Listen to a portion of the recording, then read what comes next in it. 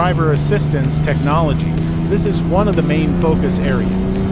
The 2026 Honda Goldwing is expected to include collision detection system, uses radar sensors and cameras to monitor the surrounding environment.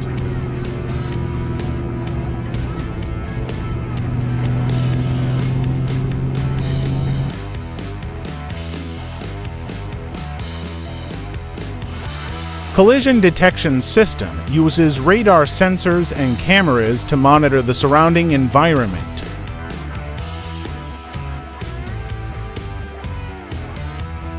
Lane keeping assist helps keep the bike in its lane. Adaptive cruise control automatically adjusts speed to traffic ahead, making long-distance travel more relaxing and safe.